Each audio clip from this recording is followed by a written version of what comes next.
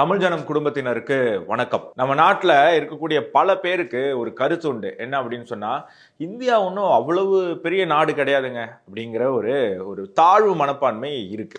அது மட்டும் இல்ல, மற்ற நாடுகள் மீது ஒரு பிரமிப்பு இருக்கு. அதுவும் குறிப்பா நம்ம நாட்டில் கம்யூனிஸ்ட் அப்படிங்கிற எண்ணம் கொண்ட சில பேருக்கு சீனா மேல ஒரு மிகப்பெரிய ஒரு பற்று இருக்கு. சீனா அப்படியே வளர்ந்துகிட்டு ஒரு பெரிய ஒரு டெக்னாலஜியா அது வளர்ந்துகிட்டு இருக்கு. இந்தியா சீனாவை பார்த்து கத்துக்கணும், இப்படியெல்லாம் இந்தியாவுக்கு பாடம் எடுக்கக்கூடிய நிறைய ஊடகவியாளர்கள்லாம் டிவியில் உட்காந்து பேப்பர்ல எழுதி எல்லாம் நம்ம பார்த்துருப்போம், படிச்சிருப்போம். ஸோ அவங்களுக்கான ஒரு காணொளி தான் இது. உங்களுக்கு அந்த மாதிரி யாராவது உங்க குடும்பத்திலயும் உங்க நண்பர்கள் மத்தியிலும் இருந்தாங்கன்னா இந்த வீடியோ கண்டிப்பா அவங்ககிட்ட ஷேர் பண்ணுங்க. Welcome to beyond headlines. Chinese radar fail Pakistan again. என்ன அப்படின்னு சொன்னா, பாகிஸ்தானுடைய ஒட்டுமொத்த டிஃபென்ஸ் சிஸ்டமும் சீனா கிட்ட இருந்து அவங்க வாங்கி இருக்கக்கூடிய டெக்னாலஜியை நம்பி தான் இருக்கு. அதாவது 2014 நரேந்திர மோடி அவர்கள் இந்தியாவினுடைய பிரதமராக பதவியேற்ற பிறகு பாகிஸ்தான் சைனா கிட்ட 9 LY லோம்டாஸ் அப்படிங்கிற radar anti missile system purchase பண்ணியிருக்காங்க. என்ன பண்ணோம் அப்படின்னு சொன்னா, பாகிஸ்தானை நோக்கி வரக்கூடிய எந்த ஒரு மிசைலையும் அது டார்கெட் பண்ணி அட்டாக் பண்ணும். தொடர்ந்து பார்க்கறதுக்கு முன்னாடி இந்த சேனலை சப்ஸ்கிரைப் பண்ணாம நீங்க வீடியோ பார்த்துட்டு இருக்கீங்கன்னா உடனே தமிழ் ஜனம் சேனலை சப்ஸ்கிரைப் பண்ணிக்கோங்க. சைனா பாகிஸ்தானுக்கு அந்த ஆன்டி மிசைல் ரேடார் சிஸ்டம் கொடுக்கும்போது என்னென்ன ப்ராமிஸ் பண்ணாங்க அப்படின்னு சொன்னா, 15 மீட்டர்ல இருந்து 18 கிலோமீட்டர் உயரம் வரைக்கும் இதோடைய ரேஞ்ச் இருக்கு. அதே மாதிரி 40 கிலோமீட்டர் தூரத்துக்கு இதனுடைய ரேஞ்ச் இருக்கு. அதான் 40 கிலோமீட்டர் தூரத்துல இருக்கும் போதோ இல்ல 18 கிலோமீட்டர் உயரத்துல இருக்கும் போதோ பாகிஸ்தானை தாக்க வரக்கூடிய ஒரு மிசைலை, ஒரு பாம்பை, ஒரு வெப்பனை, ஒரு ஜெட்டை, ஒரு ஏர்கிராப்டை தகர்த்திட முடியும் அப்படிங்கிறது தான் இந்த சைனா ப்ராடக்ட் பாகிஸ்தானுக்கு கொடுத்த வாக்குறுதி. அது மட்டும் கிடையாது, 150 கிலோமீட்டருக்கு முன்னாடியே டிடெக்ட் பண்ணிடும். அதாவது 40 கிலோமீட்டர்ல தான் அட்டாக் பண்ணும், 40 கிலோமீட்டர்ல தான் அதை டீநியூட்ரலைஸ் பண்ணும். ஆனா 150 கிலோமீட்டருக்கு முன்னாடியே இப்படி ஒரு ராக்கெட் வருது அப்படிங்கிறத அதை டிடெக்ட் பண்ணி அதனுடைய சிஸ்டமை அதை தயார் பண்ணிக்கும் அப்படின்னு ப்ராமிஸ் பண்ணி இந்த சைனா ப்ராடக்டை பாகிஸ்தானுக்கு வித்திருக்காங்க சைனா. ஆனா 2022 மார்ச் 9ஆம் தேதி தவறுதலாக இந்தியா பக்கத்துல இருந்து ஒரு சின்ன தவறு நடந்தது. அவங்க ஒரு மிசைலை டிரான்ஸ்போர்ட் பண்ணும்போது ஒழுங்கா அன்பிளக் பண்ணாம கொண்டு போயிருக்காங்க போல இருக்கு. அப்போ பை மிஸ்டேக் ஒரு super sonic cruise missile BrahMos இந்தியாவில இருந்து பாகிஸ்தானை நோக்கி போயிடுச்சு. இந்த தவறுதலாக போன அந்த மிசைல் ஹரியானால இருக்கக்கூடிய, இந்தியாவில் ஹரியானா மாநிலத்தில் இருக்கக்கூடிய அம்பாலா அப்படிங்கிற இந்த பகுதியில இருந்து பாகிஸ்தான்ல இருக்கக்கூடிய மியான் சின்னு அப்படிங்கிற ஒரு இடத்துக்கு டிராவல் பண்ணி போய் அட்டாக் பண்ணியிருக்கு. அது ஆள்கள் இல்லாத ஒரு காட்டு பகுதி, அதனால பெரிய அளவுக்கு மரணங்கள் எதுவுமே நடக்கல. சின்ன இந்தியா சைட்ல இருந்து நடந்த ஒரு தவறுதல்னால இந்த மிசைலை டிராவல் பண்ணி போய் பாகிஸ்தான்ல அந்த இடத்துல போய் விழுந்திருக்கு. இதற்காக இந்தியாவில் இதுக்கு சம்பந்தப்பட்டவங்களை பணி நீக்கம் கூட செஞ்சிருக்காங்க.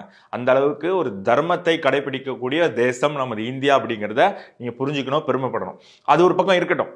இப்ப இந்த மிசைல் டிராவல் பண்ணி போச்சுல்ல, இந்த மிசைல் இந்தியாவுக்குள்ளேயே 100 கிலோமீட்டர் டிராவல் பண்ணி பாகிஸ்தான் எல்லையை கடந்து 105 கிலோமீட்டர் டிராவல் பண்ணி மொத்தம் 205 கிலோமீட்டர் டிராவல் பண்ணி அந்த இடத்துல போய் விழுந்திருக்கு. பாகிஸ்தான் சைனா கிட்ட இருந்து வாங்கின அந்த சைனா ரேடார் சிஸ்டம் இதை டிடெக்ட் பண்ணவோ, இதை அட்டாக் பண்ணவோ, இதை டீநியூட்ரலைஸ் பண்ணவோ இல்லை. இதுதான் அன்னைக்கு 2022 நடந்த சம்பவம். அதை தொடர்ந்து சைனா கிட்ட பாகிஸ்தான் சொல்லுது 388 டிஃபெக்டை அந்த சிஸ்டம்ல கண்டுபிடிச்சு சைனா கிட்ட பாகிஸ்தான் எடுத்து சொல்லுது. அதுல 103 புதுசா கண்டுபிடிக்கப்பட்டதும் 285 பழசா ஆல்ரெடி கம்ப்ளைண்ட் கொடுத்த ப்ராப்ளம்ஸ். ஸோ இதெல்லாம் சரி பண்ணி எங்களுக்கு சீக்கிரமா தாங்க, இந்தியா எப்போ வேணா எங்களை அட்டாக் பண்ணோம், நாங்கள் கை கால் வச்சுட்டு சும்மா இருக்க மாட்டோம், நாங்கள் போய் இந்தியாவை சும்மா சீண்டுனா இந்தியா எங்களை திருப்பி அடிக்கும், அதுக்குள்ள எங்களுக்கெல்லாம் ரெடி பண்ணி தாங்க அப்படின்னு சொல்லி கேட்டிருக்காங்க. இவரும் சிரிச்சுக்கிட்டே ஓகேன்னு சொல்லியிருக்காரு. அதற்கப்புறம் தான் பாகிஸ்தான் அவங்க சொன்ன மாதிரியே இந்தியா கிட்ட வாலாட்டினாங்க. பெஹல்காம்ல இஸ்லாமியர்கள் இல்லை அப்படிங்கிற ஒரே காரணத்துக்காக 26 பேர், 25 இந்தியர்கள், ஒரு நேபாளி அப்படின்னு சொல்லி 26 பேரை கொண்டு ஒடுக்குனாங்க பாகிஸ்தான்ல இருந்து இஸ்லாமிய பயங்கரவாதிகள். அதற்கு எதிர்வினையாற்ற இந்தியா ஸ்பெசிபிக்கா டெரரிஸ்ட் கேம்ப், டெரரிஸ்ட் முகாமை ஸ்பாட் பண்ணி அட்டாக் பண்ணி ஒரு மிகப்பெரிய உலகத்திற்கு ஒரு மிகப்பெரிய நம்பிக்கையை கொடுத்திருக்கு, இந்தியா வந்து தீவிரவாதத்தை ஒருபோதும் அனுமதிக்காது அப்படின்னு சொல்லி. அப்படி இந்தியா பயன்படுத்தின வெப்பன்ஸ் என்ன இந்த அட்டாக்கு நம்ம பார்க்கணும். ஸ்கேல்ப், ஹேமர் மிசைல்ஸ், கம்கேசி ட்ரோன்ஸ் அப்படின்னு சொல்லக்கூடிய 3 விதமான அட்டாக்கை இந்தியா பண்ணியிருக்கு. ஸ்கேல்ப் அப்படின்னு சொன்னா இது ஒரு long range missile. Long range missile வந்து ஸ்டாட்டிக்கா இருக்கக்கூடிய ஒரு இடத்த போய் அட்டாக் பண்ணும். ஒரு பில்டிங்கோ இல்லாட்டி வந்து ஒரு கேம்போ, அதாவது மூவ்மெண்ட்ல இருக்காது, ஒரே இடத்துல இருக்கக்கூடிய ஸ்டாட்டிக்கா இருக்கக்கூடிய ஒரு டார்கெட்டை போய் இதை அட்டாக் பண்ணக்கூடிய விஷயம். அதே மாதிரி ஹேமர் மிசைல்ஸ் அப்படின்னா சுத்தில வந்து இப்படி அடிப்போம்ல மேல இருந்து கீழே, அந்த மாதிரி மேல இருந்து டிராப் பண்ணக்கூடிய மிசைல்ஸ் இதையும் பயன்படுத்தியிருக்காங்க. கமிகாசி ட்ரோன்ஸ் அப்படின்னு பயன்படுத்தி கண்காணிக்கிறதுக்கும் டார்கெட்டை ஸ்பாட் பண்றதுக்கும் அதுக்கப்புறம் போய் பாம்ஸை டிராப் பண்றதுக்கும் இந்த ட்ரோன்ஸ் பயன்படுத்தி இந்தியா ஒரு மிகப்பெரிய ஒரு அட்டாக்கை நடந்திருக்கு. இந்த டிடெக்ட் பண்ணாங்கல்ல பாகிஸ்தான், இந்த பிரச்சனைகள் இருக்கு சைனா வந்து நீங்க தந்த டிஃபென்ஸ் சிஸ்டம்ல அப்படின்னு சொல்லி, அதெல்லாம் சரி பண்ணி பாகிஸ்தானுக்கு திருப்பி சைனா அந்த ப்ராடக்டை வித்திருக்கு. அந்த ப்ராடக்ட் திருப்பி இதை எதையுமே டிடெக்ட் பண்ணாம பாகிஸ்தான் மீண்டும் அவமானப்பட்டு, துன்பப்பட்டு, துயரப்பட்டு, வெக்கக்கேடாக இன்னைக்கு உலகம் முன்னாடி தலை குனிஞ்சு நிக்குது. சைனா வந்து பாகிஸ்தானை ஏமாத்துறது இது முதல் முறை கிடையாது. இதற்கு முன்னாடியே ஒரு தடவை அவங்க இந்த மாதிரி பண்ணியிருக்காங்க. என்னன்னா, கோவிட் நேரத்துல இந்தியா வந்து உலகிற்கு வேக்சினை எக்ஸ்போர்ட் பண்ணிச்சு. பொருளாதாரத்தில் பின்தங்கின நாடுகளுக்கு இலவசமாக கொடுத்தாங்க.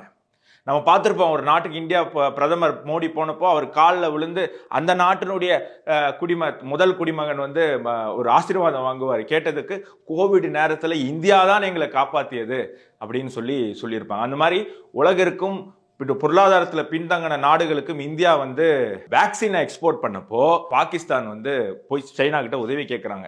எங்களுக்கு ஏதாவது பண்ணுங்க, நாங்கள் உங்களுக்கு ஹெல்ப்ஃபுல்லாக இருக்கோம்ல, இந்தியாவை வெறுப்பேற்றுறதுக்கும் நீங்கள் சொல்கிற சில இந்த கூலி வேலைலாம் இந்த ரவுடிங்கெல்லாம் பண்ணுவாங்களா, அந்த மாதிரி சைனாவுடைய கூலி தொழிலாளி தான் பாகிஸ்தான்.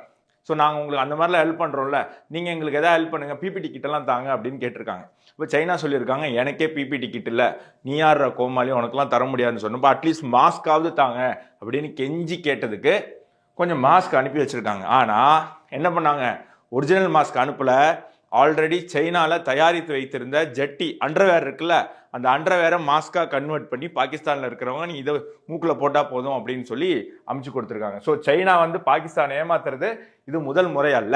இப்போ சைனா கிட்ட வெப்பன்ஸ் வாங்கக்கூடிய நாடுகளுடைய பட்டியல் பாருங்களேன். பாகிஸ்தான், பங்களாதேஷ், மியான்மர், அப்புறம் கொஞ்சம் ஏஷியன் கண்ட்ரிஸும் ஆப்பிரிக்கன் கண்ட்ரிஸும், அதாவது பஞ்சத்தில் அடிப்பட்ட நாடுகளாக தேர்ந்தெடுத்து எவனெல்லாம் பிச்சை எடுத்துட்டு இருக்கானோ அவனெல்லாம் வந்து நம்ம சீப்பாக ஏமாத்திடலாம் அப்படின்னு சொல்லி தேர்ந்தெடுத்து சைனா வந்து அவங்களுடைய வெப்பன் சிஸ்டமை சப்ளை பண்ணியிருக்காங்க. பாகிஸ்தான், பங்களாதேஷ், இதில் நீங்கள் பார்க்கலாம் அத்தனை நாடுகளுமே இந்தியாவுக்கு எதிராக ஒரு மனநிலை கொண்ட தீவிரவாதத்தை இந்தியாவுக்குள்ள ஊடுருவ பயன்படுத்தக்கூடிய ஒரு களமாக வந்து இருந்துகிட்டு இருக்கு. இப்போ அப்படியே பாருங்களேன், இந்தியாவுக்கிட்ட யாரெல்லாம் பர்ச்சேஸ் பண்றாங்க. பாகிஸ்தான் வந்து சைனா கிட்ட பர்ச்சேஸ் பண்றதெல்லாம் டுபாக்கூர் நாடு நம்ம பார்த்துட்டோம். இப்போ இந்தியா கிட்ட யாரெல்லாம் வெப்பன்ஸ் பர்ச்சேஸ் பண்றாங்க, முக்கியமான நாடு அர்மேனியா. இன்னைக்கு அர்மேனியா வந்து ஃபினிஷ்டு ப்ராடக்ட்ஸ், இந்தியாவில இருந்து தயாரிக்கக்கூடிய டிஃபென்ஸ் ஃபினிஷ்டு ப்ராடக்ட்ஸை வாங்கக்கூடிய ஒரு முக்கியமான கண்ட்ரியா இருக்கு அர்மேனியா. இந்தியா கிட்ட வெப்பன் வாங்குறத தெரிஞ்சுக்கிட்டு அர்மேனியாவுடைய எதிரி நாடுகள் அர்மேனியாவுக்கு எதிராக போர் போறதை கூட நிப்பாட்டியிருக்காங்க. அங்கே சிறு சண்டை உருவாக வேண்டிய ஒரு சூழ்நிலை, இந்தியாவோட ஒப்பந்தம் போட்டுட்டாங்க. இந்தியாவினுடைய ஜெட்டு மிசைல்ஸும் அர்மேனியா வாங்குதுன்னு தெரிஞ்சுக்கிட்டு அவங்க இன்னைக்கு வாழை சுற்றிட்டு போயிருக்காங்க. யுஎஸ், உலகத்தினுடைய மிகப்பெரிய சக்தி, வேர்ல்டு பவர்னு சொல்லக்கூடிய United States, middle East country, இன்னைக்கு பொருளாதாரத்தில் அவ்வளவு முன்தங்கிய அவ்வளவு உயர்ந்திருக்கக்கூடிய நாடுகள் middle East, Thailand, Malaysia, Indonesia எல்லாம் வேர்ல்டு பவர்.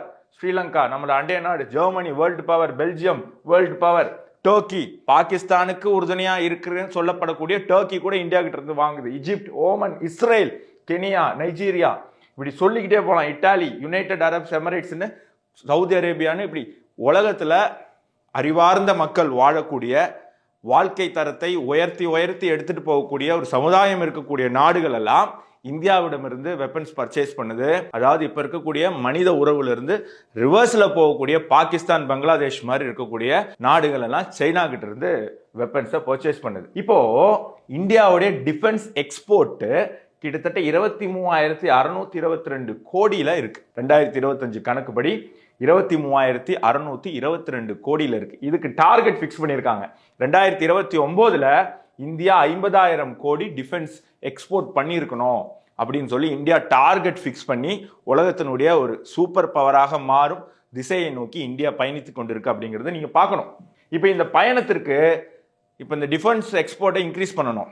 அப்போ கவர்மெண்டால மட்டுமே தயாரிக்க முடியாது, இல்லை பிரைவேட் செக்டார்ஸும் வரணும். ஆல்ரெடி இருந்திருக்கு, இப்போ பிரைவேட் செக்டார்ஸ் அதிகமான பேர் டிஃபென்ஸ் மேனுஃபேக்சரிங்குள்ள வராங்க. அப்படி இருக்கக்கூடிய கம்பெனிஸ் தான் Tata advance system limited, L N T, Mahindra, Reliance, Kalyani group, அதானின்னு சொல்லி ஏகப்பட்ட கம்பெனிஸ் வந்து இதில் வருது. இப்போ சைனாவுடைய பிரைம் எனிமீஸ் யாரு? இப்போ சைனா வந்து அவங்க வந்து அமெரிக்காவை சர்பாஸ் பண்ணணும்னு பார்க்குறாங்க வெப்பன் சப்ளைல. ஆனால் அதுக்கு முட்டுக்கட்டையா இருக்கிறது யார்? இந்தியா. இந்தியாவுக்கு யார் உதவுறது? இந்த பிரைவேட் செக்டர்ஸ். இந்தியாவிலே தயாரிக்கக்கூடிய இந்தியன் கம்பெனிஸ் தான் சைனாவுடைய மிகப்பெரிய எதிரியாக இருக்கு. இந்த கம்பெனிஸ்லயே அதிகமான எக்ஸ்போர்ட் யார் பண்றா? அதானி அப்படிங்கிற இந்த அதானி டிஃபென்ஸ் குரூப் தான் பண்ணுது. ஸோ இப்போ உங்களுக்கு புரிஞ்சிருக்கும் ஏன் சமீப காலமாக அதானியை டார்கெட் பண்றாங்க. அதானி வந்து பிரதமர் மோடி வந்ததுக்கு அப்புறம் தான் பிசினஸ் பண்ண ஆரம்பிச்சாரான்னா இல்லை, அவர் எப்போலேருந்தோ இருக்கார். அம்பானி மோடி வந்ததுக்கு அப்புறம் தான் பிசினஸ் பண்ண ஆரம்பிச்சாரான்னா இல்லை, அம்பானியும் எப்போலேருந்தோ பிசினஸ் பண்ணிக்கிட்டு தான் இருக்காங்க. ஏன் சமீப காலமாக இவங்க டார்கெட் செய்யப்படுறாங்க? இதுக்கு முன்னாடி அதானியை அம்பானியை யாருமே குறை சொன்னதே கிடையாது. ஏன் இப்போ இந்தியாவில் ஒரு கூட்டம், சிறு கூட்டம் அதானிக்கும் அம்பானிக்கும் எதிராக பேசுது அப்படிங்கிறத நீங்க புரிஞ்சுக்கணும். ஏன் அப்படின்னு சொன்னா, இப்பதான் இந்தியா டிஃபென்ஸ் எக்ஸ்போர்ட்ல இறங்கி இருக்கு, அதுல கலக்கிக்கிட்டு இருக்கு. நம்ம பார்த்துருப்போம் கொஞ்ச நாள் முன்னாடி ஒரு செய்தி, கெனியா வந்து அதானி கிட்ட போட்ட ஒரு 2.5 பில்லியன் ஒப்பந்தத்தை, டிஃபென்ஸ் ஒப்பந்தத்தை கேன்சல் பண்ணியிருக்கு அப்படின்னு. என்ன நடந்தது அப்படின்னா, அதானிக்கு எதிராக ஹிண்டன்பர்க்ல ஒரு ரிப்போர்ட் வருது. அதுக்கப்புறம் அமெரிக்கன் கோர்ட்ல ஒரு கேஸ் நடக்குது. அந்த கேஸ் வந்தோடனே கெனியா வந்து அது வரைக்கும் சீனா கிட்ட இருந்து வெப்பனை பர்ச்சேஸ் பண்ணிட்டு இருந்தது. சீனா கிட்ட இருந்தும் அமெரிக்கா கிட்ட இருந்தும் வெப்பனை பர்ச்சேஸ் பண்ணிட்டு இருந்தது. ஆனால் அதெல்லாம் ரேட் அதிகமாக இருக்கு. அமெரிக்காட்ட ரொம்ப காஸ்ட்லியா இருக்கு. சைனாட்ட வந்து குவாலிட்டி கிடையாது.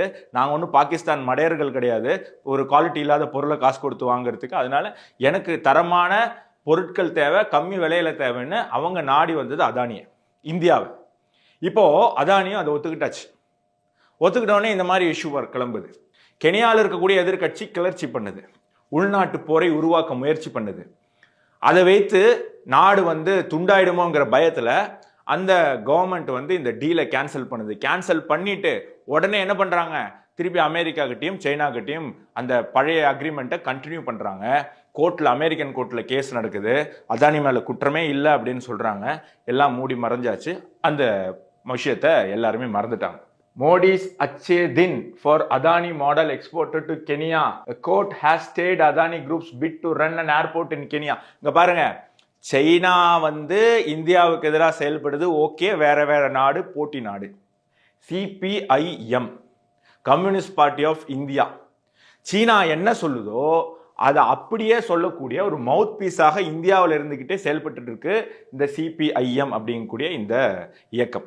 ஸோ இவங்க தான் இந்த போராட்டத்தை, அதானிக்கு எதிராக இந்த போராட்டத்தை கட்டமைப்பது யாரு? இந்த கம்யூனிச நக்சல் மாவோயிஸ்ட் சிந்தனை கொண்ட இந்த கம்யூனிச தோழர்கள்னு சொல்லக்கூடிய இவங்க தான் வந்து அதானிக்கும் அம்பானிக்கும் இந்தியாவுக்கும் எதிராக பல போராட்டங்களை கிளப்பி விட்டு மக்கள் மனசுல ஒரு குழப்பத்தை ஏற்படுத்தி இந்தியாவினுடைய வளர்ச்சியை தடுப்பதற்கு மிக முக்கியமான காரணமாக இருந்துகிட்டு இருக்காங்க. ஆனா நம்மளுடைய பாதுகாப்பு படையினரும் உள்துறை அமைச்சகமும் இன்னைக்கு இந்தியாவுக்கு எதிரியாக இருக்கக்கூடிய வெளிநாட்டு சக்திகளுக்கும் துரோகியாக இருக்கக்கூடிய சில உள்நாட்டு சக்திகளுக்கும் தொடர்ந்து சவுக்கடி கொடுத்துக்கிட்டு இருக்காங்க. இவங்கெல்லாம் என்ன நினைச்சாங்கன்னா, இந்தியாவில் வந்து பல ஆண்டுகளுக்கு பிறகு தனி பெரும்பான்மையினுடைய ஒரு ஆட்சி வந்தது, அதனால தான் இவங்க இவ்வளவு தைரியமாக ஒரு சர்ஜிக்கல் ஸ்ட்ரைக்காக இருக்கட்டும், இல்லாட்டி பால்கோட் ஏர் ஸ்ட்ரைக்காக இருக்கட்டும் எல்லாம் பண்ணாங்க. இந்த தடவை நம்ம பண்ண குழப்பத்தில் நம்ம மக்களை ஏமாற்றி ஒரு பெரும்பான்மையான ஆட்சியை இங்கே அமைக்க விடலை. ஸோ இந்தியாவினுடைய மனநிலை கொஞ்சம் டோன் டவுன் ஆயிருக்கும். பழைய மாதிரி இவங்க சர்ஜிக்கல் ஸ்ட்ரைக்லாம் பண்ண மாட்டாங்க, போல்டான டிசிஷன்ஸ் எடுக்க மாட்டாங்க அப்படின்னு நம்பிட்டு இருந்தவங்களுக்கு இது ஒரு மிகப்பெரிய ஷாக். இந்தியாவில் யார் ஆட்சி பண்ணிட்டு இருந்தாலும் இந்தியாவுக்குன்னு ஒரு ஆபத்து வந்தால் ஒட்டுமொத்த மக்களின் மனநிலையும் தேசத்தின் பக்கம்தான் இருக்கும், ஒட்டுமொத்த மக்களின் உறுதுணையும் தேசத்தின் பக்கம்தான் இருக்கும் அப்படிங்கிறது இன்னைக்கு நிரூபணம் ஆகியிருக்கு. தொடர்ந்து தேர்தல்கள் வரும், தொடர்ந்து இந்திய மக்கள் சரியான இந்த மாதிரி பிரச்சனைகளை கையாளக்கூடிய நியாயமான அரசுகளையும் தேர்ந்தெடுக்கும் பாகிஸ்தான் மாதிரியும் சீனா மாதிரியும் டெமோக்ரஸியை தூக்கி குப்பை தொட்டியில போடக்கூடிய ஒரு நாடோ மக்களோ கிடையாது இந்தியா. மீண்டும் இன்னொரு நிகழ்ச்சியில் சந்திப்போம். நன்றி, வணக்கம், ஜெய்ஹிந்த்.